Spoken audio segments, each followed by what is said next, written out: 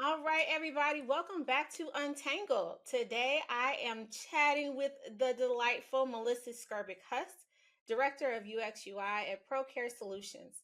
She spent more than 20 years moving from web design into product and UX leadership, always with a focus on storytelling, problem framing, and big picture vision. At ProCare, she's helping shape experiences that support child care centers across the country. Melissa, welcome to Untangle. Thank you for having me. I really appreciate it. I'm so excited. I have been giggling about the last time we talked. I didn't realize it had been that long ago, so I was just like, "Oh, I hope we know what we were talking about." So we're good. So Melissa, my audience is kind of like this broad spectrum of people. So we're people who are like, "Hey, what is UX? Is that something that I should do?" As well as people who've been doing this probably as long as you and I, who are like, "Is this where we should still be? Should I be hmm thinking about something else?" So we'll do a lot of grounding, right? Just to make sure that everybody's following along. So let's start with how did you get into user experience? Yeah. So I'll start off when I was really little. I like to tell everybody this. And my dad is was an electrician. He's retired now, but he worked on a bunch of printing presses. So as a little girl, I'd go with him and see print all day long. And still to this day, my favorite smell is ink. But I've always been around design, and so I knew that I wanted to be somewhere in design and something to do with that. Fast forward to college, I was looking for a design degree and found this thing called multimedia and had no idea what it was. And so I went and talked to the head of that department, and he asked me what my email was. And I said, "What's an email?" And then that's when I realized, this is interesting. I probably should look a little bit more into tech. So my first class I took was Computers 101 and fell in love with tech. And then trying to bridge together design and tech together, I learned about web design, and I was like, that's my path forward. I want to do this. Went and worked in marketing for a long time, doing user conversion and websites. And then I was at a company called Quark, who made Quark Express for anybody who is a longtime designer. And they were looking for somebody who had e-commerce background. And so that's how I was introduced to user experience design in a software landscape, and fell in love with it, and been doing that now for about 15 years. Oh my goodness. Okay. So when you got into the space, what was it called? I love to ask people, like, what was it called when you got into user experience? We were still called UI designers. Okay. The comment of UX was not at all a reference. No one knew what that meant. But we always talked a lot about user centric design philosophies, which is really what you mean is you put the user in the middle of your thoughts and making sure the software works for them. But the people who were able to have those kind of thought processes and theories were from the UI. But that was very much where developers came up with the ideas, they developed it, handed it over to the designer to make it look pretty. And then, yep, exactly.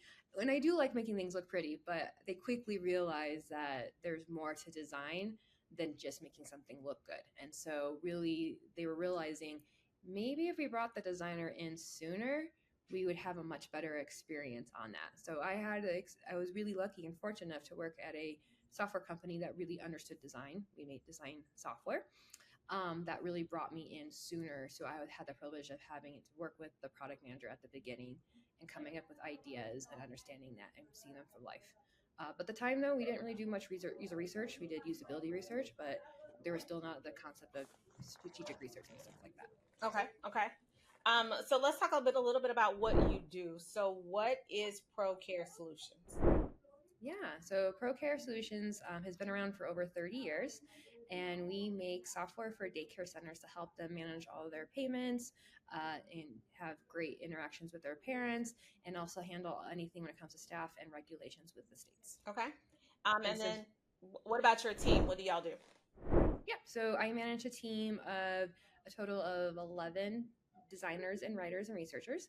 And what we do is we're really responsible for making sure that we understand, take in what the insights that have been provided to us, dissect them, understand what the patterns are, why customers are asking for what they are doing, and then working with our PM and our developers to go ahead and create the experience that meets our customers' expectations and provide that value. Okay.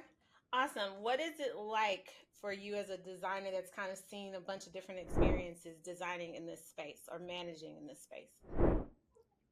Well, technology has definitely changed over the years. When I first started off, if you didn't know how to do front end development, it was really, really hard to get a job. So I quickly learned how to do code, front end, vanilla JavaScript and HTML and CSS.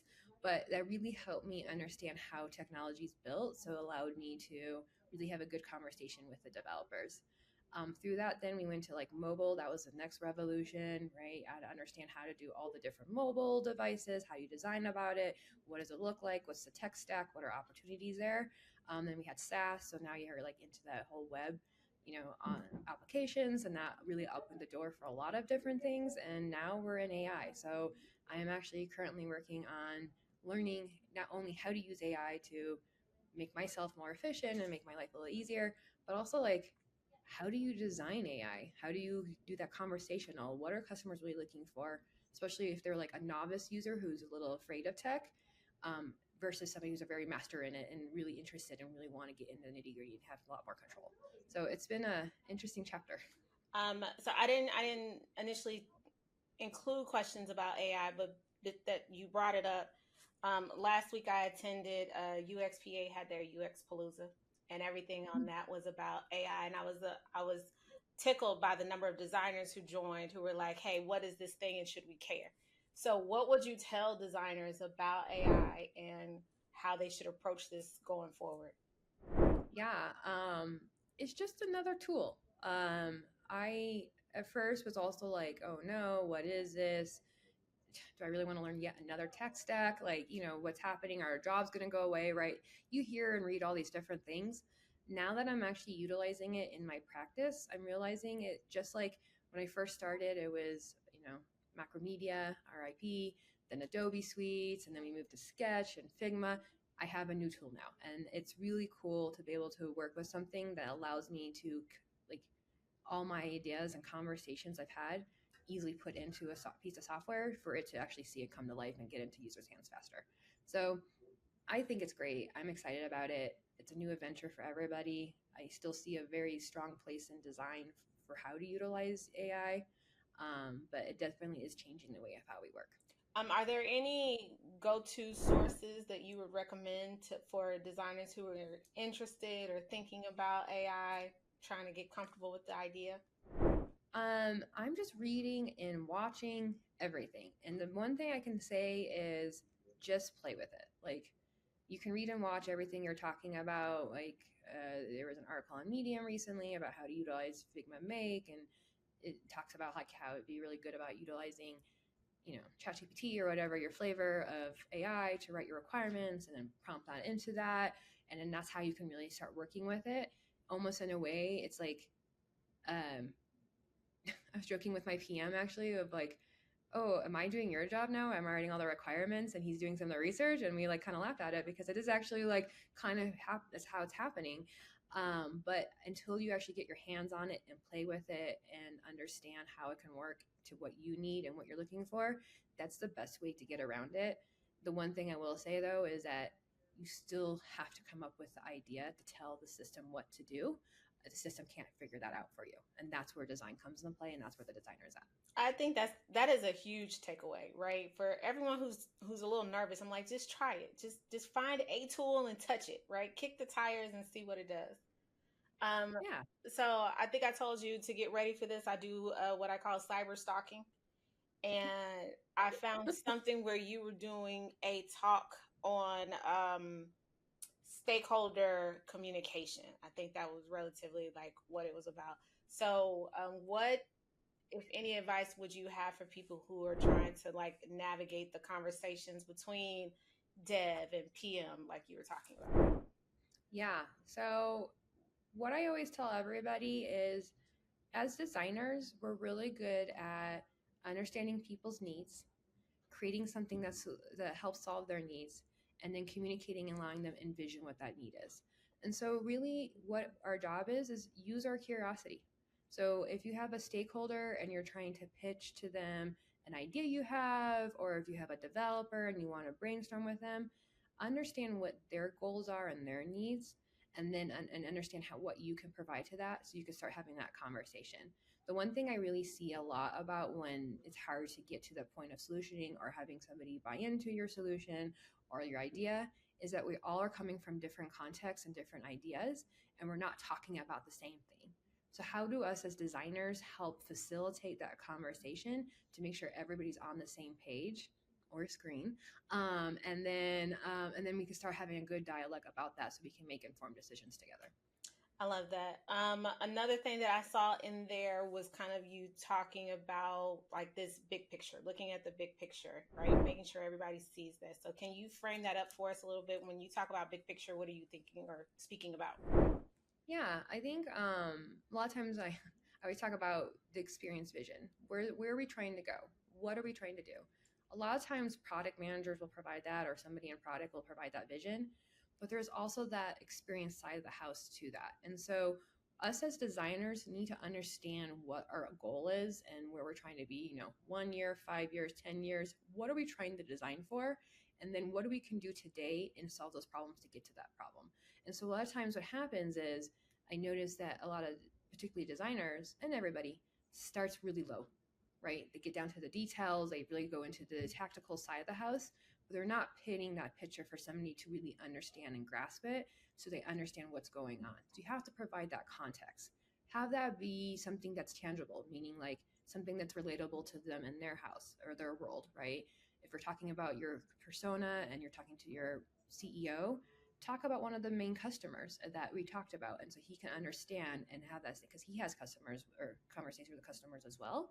So bring that into the conversation. Start with something that everybody understands, and that way they can get their head around it, an idea, and they have that story in their mind. And then you can start talking about how we're going to change things or what you're working on. What do you tell designers who say they don't know what's important to those stakeholders or they don't know what that bigger picture is, so they can't speak to it? What do we say there?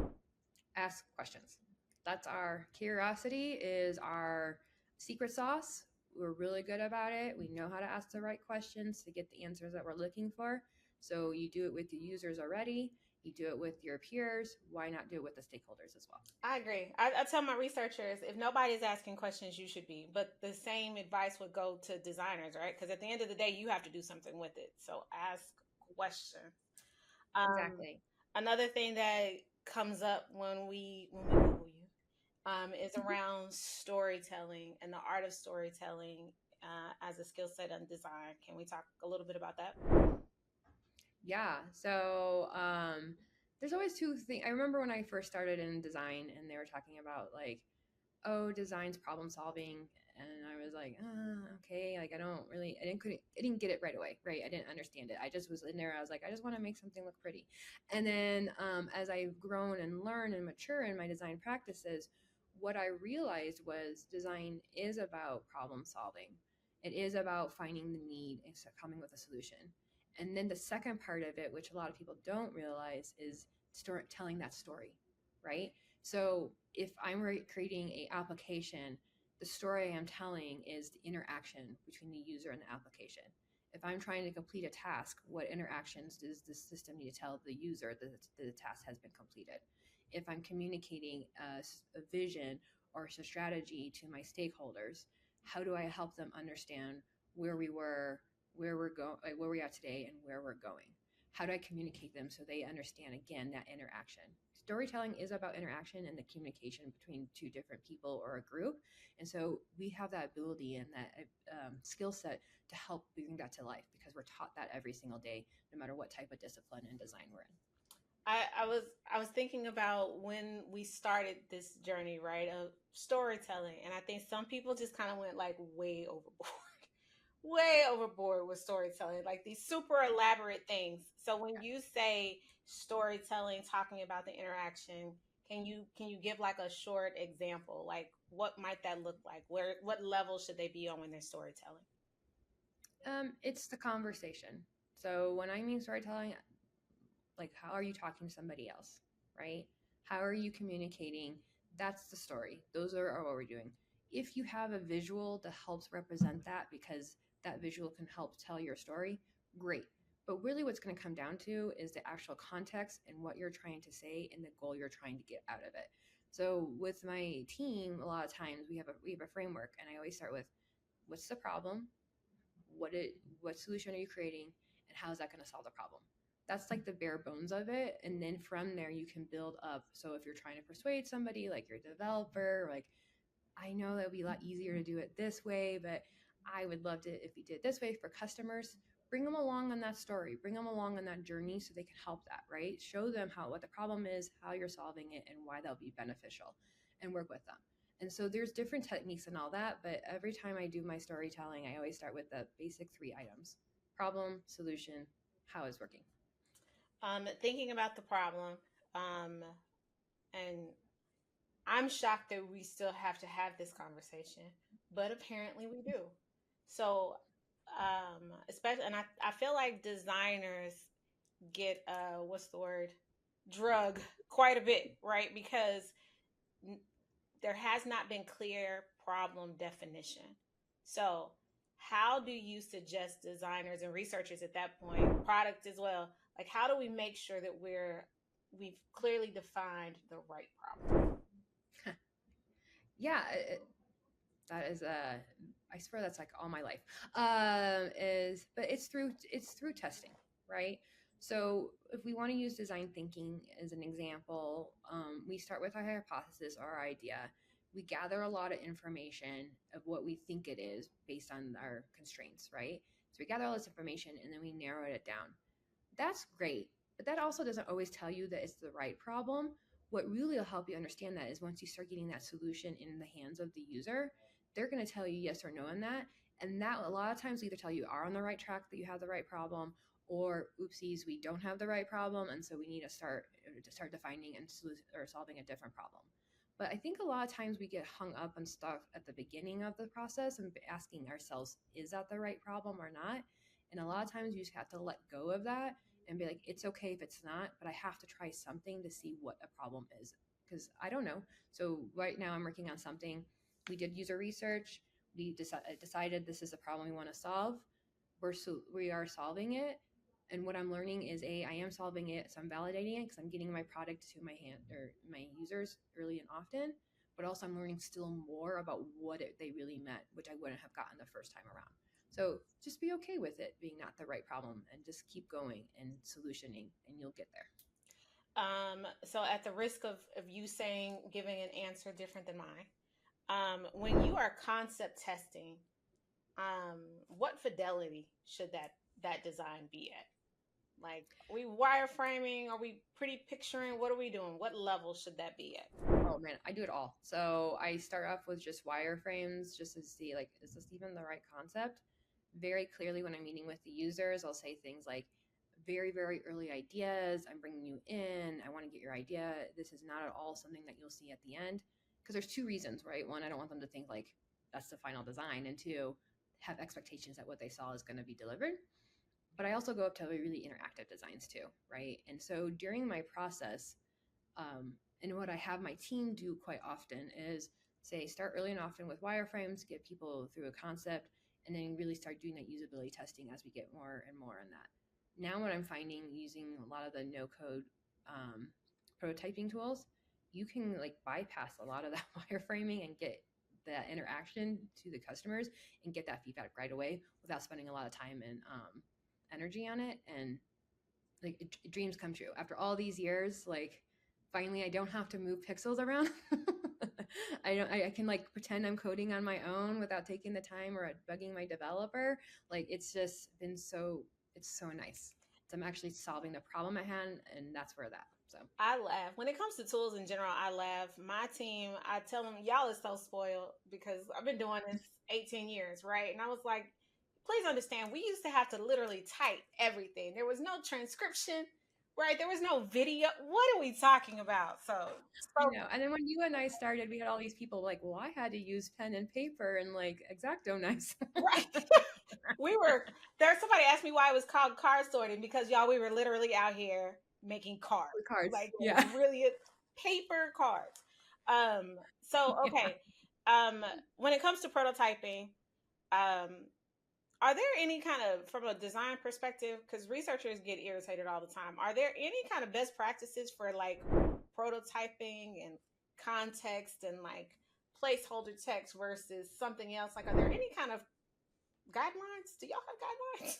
We do have guidelines. And so the things I tell, the requirements I have on our side of the house is like, it has to be real life, right?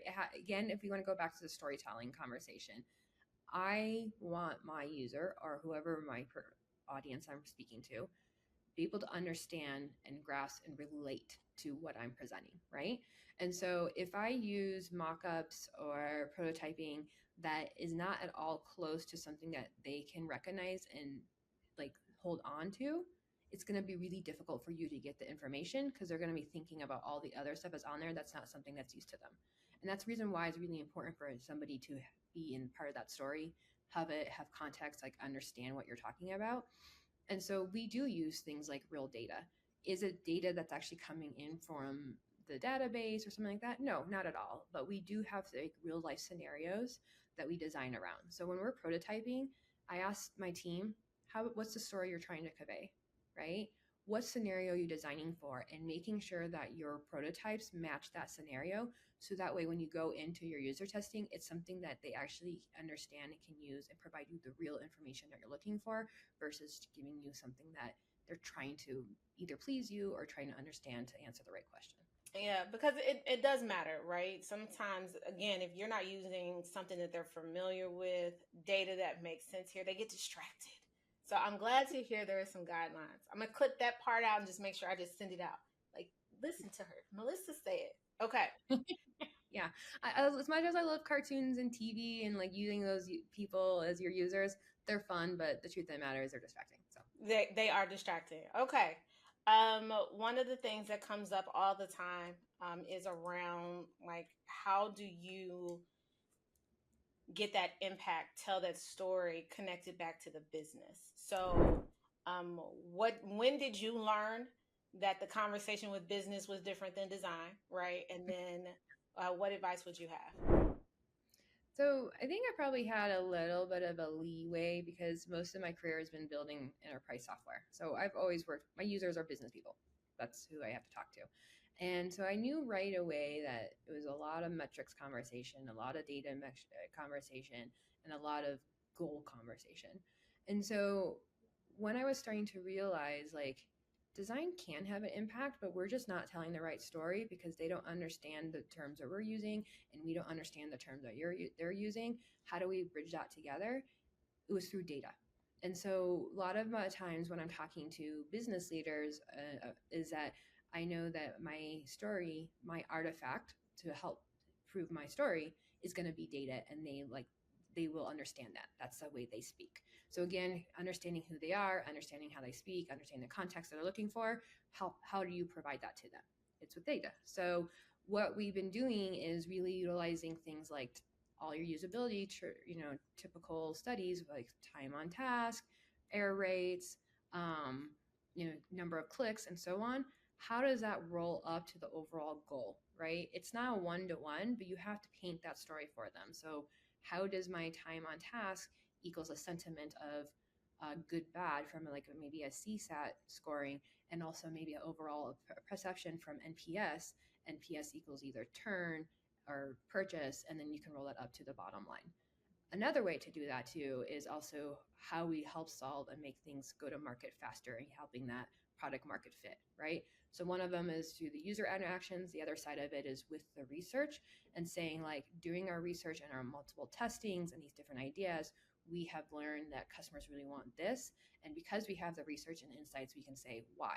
And then that can help not only understand the business from a buy-in, you can also help impact the sales. You can help impact the marketing, right? Because you're the one who has the insight and the knowledge of what our users are looking for. And so you can partner a lot with your outside of your org or within the org to help them make that sale. So when certain things are things like, oh, because of our research and our insights and the story we're telling, we help sales make X amount of money. That's also another way to really showcase the value of design and impact, because you're not only just doing it to make the user happy, but you're also sharing that information and that knowledge with the rest of the org so they can also be successful. I want to change gears just a little bit because I feel like I would be doing the audience a disservice if I don't ask a couple of these questions. So, as a design leader, if you Mm-hmm. were looking for designers, What are you looking for? Yep. I always look for problem solvers. So when I do hire, I ask questions of like, how do you find the problem? How do you know the problem? How do you know that your solution works for them? And then go from there. Um, I do spend time on, and the reason why I do that is because design for the greater, like overall, is about finding that problem and helping the world understand the right solution for that. Like someone told me once a long time ago that another superpower of a designer is that we can live in the gray because we can see all the problems around us and we can see the solutions for them, and we're okay doing that. And so that's where I look for. I look for those type of gem designers who are interested more in what the problem is and how they're going to find a solution versus more of like, is it pixel perfect or right colors and use interactions and all that. Because the truth of the matter, even what we're learning now, is the technology changes, and so how do you adapt? How do you learn new technology? How do you still provide solutions that everybody's looking for? But what hasn't changed is the process and our goal and our value. So how do they demonstrate their ability to solve problems and think through problems? So right now, what I ask for is a use case where I want to see it doesn't matter if you're in school, it doesn't matter if you've been doing this for 20 years, right? I want them to explain to me what the problem was, what how they solution, how the impact was. Did they actually make that user's life better? That's a question I always ask. That's our number one question we ask in our team. Did we make the user's life better? And if the answer is no, how do we do that moving forward? If the answer is yes, high five. What else do we work on, right? So it's more about than just how do they interact with the application. It's like, are we solving a problem that actually will make a change for somebody's greater good? And so when I'm interviewing somebody and having a conversation with them, that you can tell when there's somebody really thinks in that way and is on that side, and they just naturally go there, right? Based on the questions I'm asking, the information on there. So it's a lot of very conversational interviewing with me, a lot of gut feel, to be honest. But that's what I'm looking for. I'm looking for problem solvers who want to make people's lives better. I want to double click into that gut feeling part. Um, for me, I like to interview people. I like it when in the interview you can feel like you've met that person, right? I feel like some people show up to interviews, so I get you're nervous, I get you're scared, right? I get that part, but it's also like I need to be able to see you because we go into a lot of scary situations, right? I feel like I need to see you. So what if any advice would you have for people when they're interviewing to kind of help with like that gut feeling? Yeah, I mean, I don't want to be like, just be natural. It's gonna be fine. Yeah. Because no, I've been on the other side of the house too, and it's not. It is scary. In fact, I always don't you always find like interview weird? It's like you're meeting. It's like dating somebody for one time, and you have to make a decision if you're gonna marry them or something. It's like a very strange process. For both But sides. I have the same thought interviewing for jobs as well as interviewing. I'm like, I'm just supposed to decide if I'm going to commit to this person, right? yeah, yeah, A 45-minute conversation, that's crazy. But yeah. crazy. But it really comes down to the passion that comes out of it, right? Like, or how passionate are they? How are they speaking about it? Do I see a twinkle in their eye? Like, things like that where you just get, I don't want to say the vibe, but you get a sense of where they're going and what they're looking for. And that's how I understand if they're a right fit for my team or not. There's a lot of teams out there and we're all looking for something different, right? There's going to be another leader who's going to tell you that they're really focused on the interactions and the importance of that and like understanding that type of the house. Where I'm at and what I'm looking for is somebody who's more on that larger conversation, more on the strategic side of it. So How do portfolios play out for you? I do ask for portfolios. I don't like doing homework assignments or like in-house critiques. I just don't think that the right setting because it doesn't really showcase to somebody because they're not in the right. That's not how it normally works in real life in an office. So I don't want to put somebody in there. But I do ask for portfolios. They are important to me. And one thing I do check is like we do say you need a resume and portfolio, and if I don't get a portfolio, then I'm like, well, they didn't follow the directions. So That's the key part, right? They didn't follow directions. So then I see a lot of portfolios. What are some good characteristics or traits that you're expecting to see in a portfolio?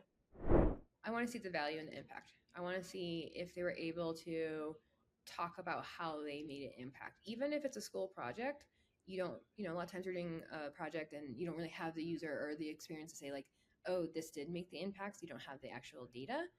But I want to know, like, how they assume it would be or what their next steps would have been. Or, like, if what they were thinking about would have solved that problem, that user's problem, because that's what they were going with.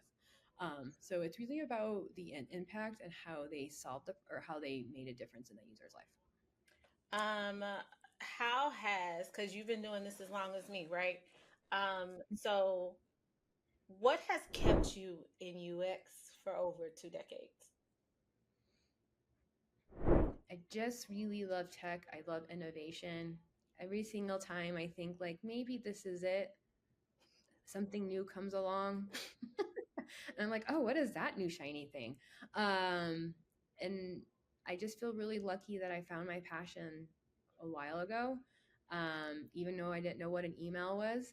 But I love it. I love it. And like, I am that person who listens to tech podcasts all the time, who like reads about the different things on it. It's just something that I'm passionate about. And that's what makes it really easy.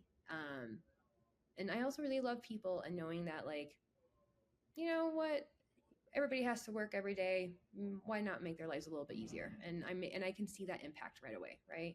When I talk to my users, I can tell that what we're designing, what we're working on is making a difference, and that feels great. Yeah.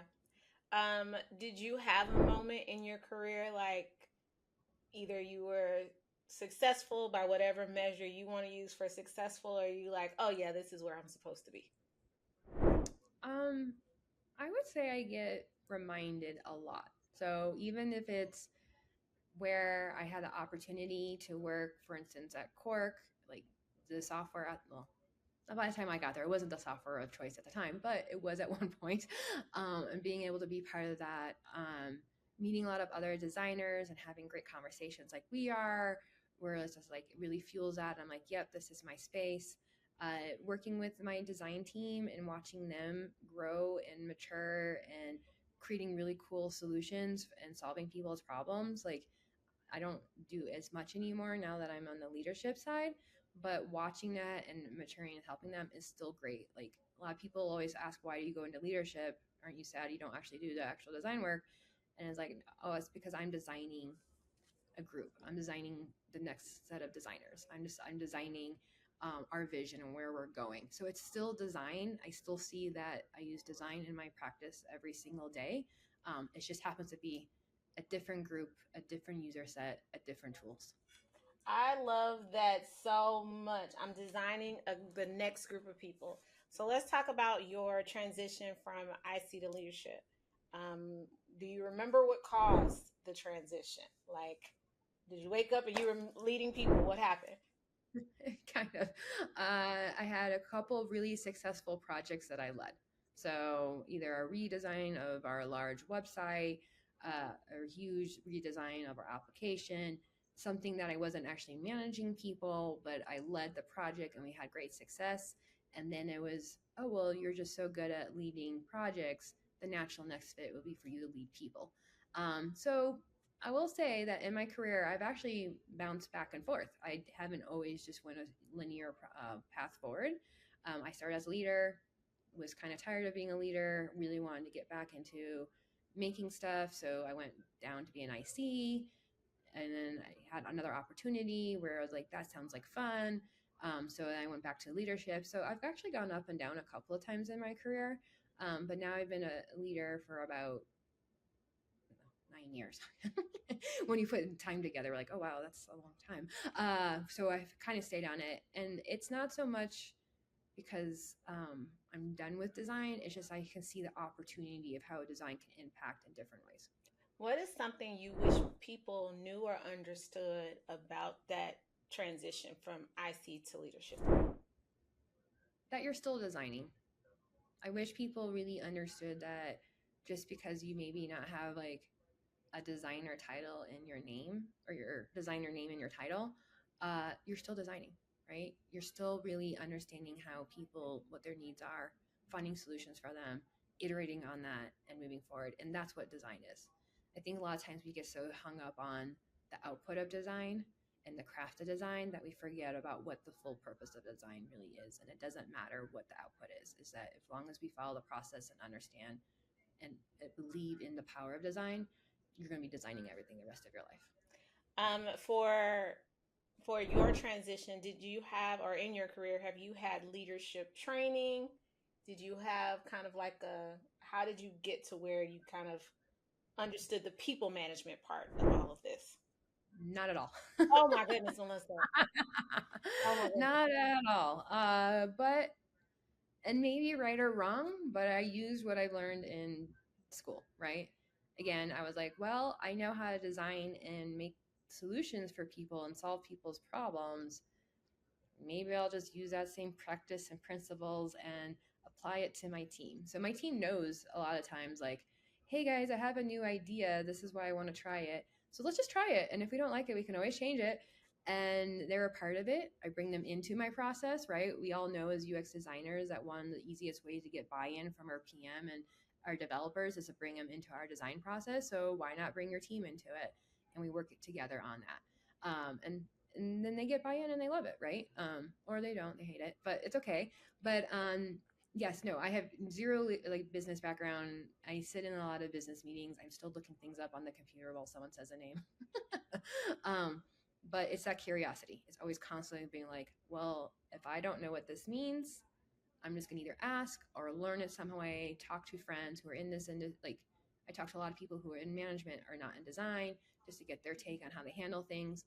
And then I try to apply that to what it's like to be a designer, right? We're a little special group of people, so we don't necessarily want the same as what other type of leaders provide. Yeah, yeah. I think that was when I went to AT&T, that was my takeaway. Like managing designers is different, right? Because I find that designers are already super creative. So, and for a second, what I did is I went and I joined the AIGA because I was like, it's something that I'm missing about designers, right? Like, I just really want to understand them as Yeah. people. And one of the things that I learned in that space is because researchers, we're critiquers, right? We can rip everything apart with like no soul, right? It is the part that makes me happy. But to realize like designers have to go to a different place to be able to see this problem, come up with a solution, and then create an experience for other people. Like that is a superpower. But then that means you could also be kind of sensitive a little bit, right? Like Yeah. I It's hard.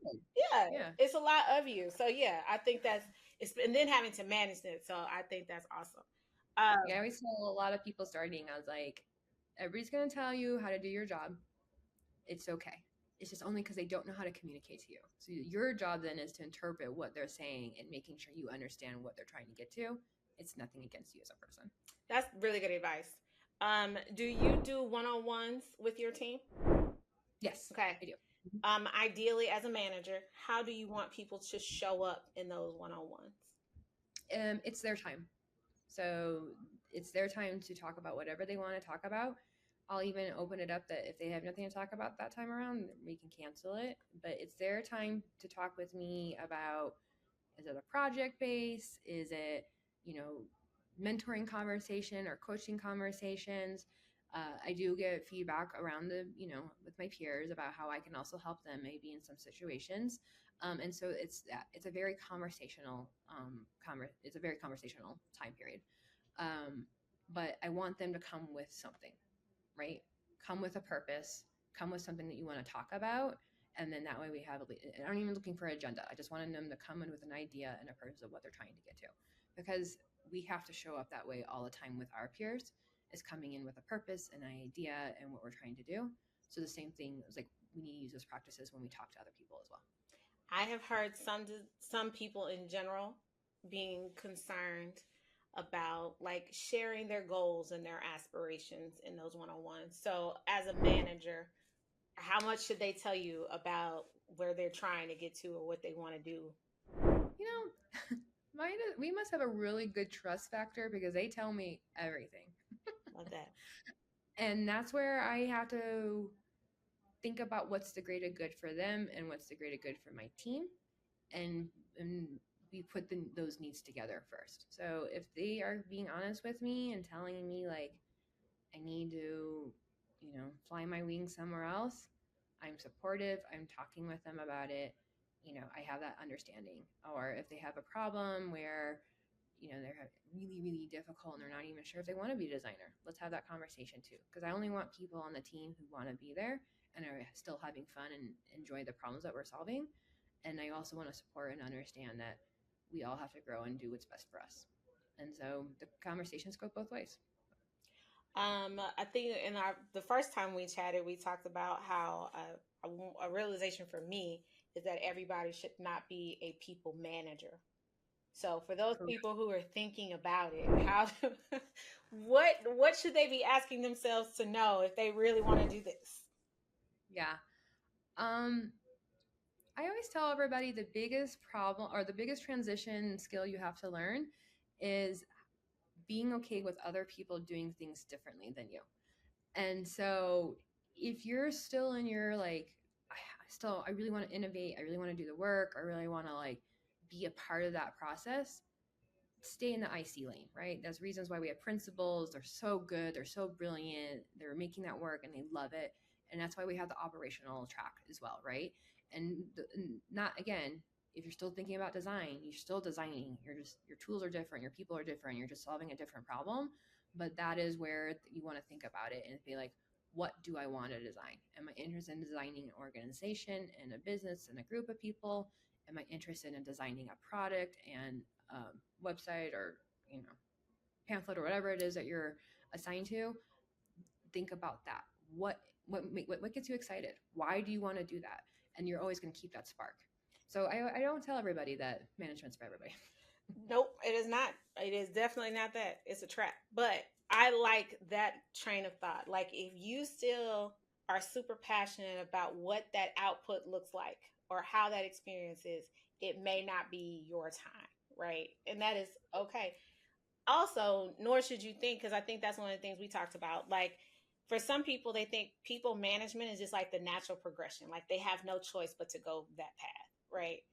Yeah.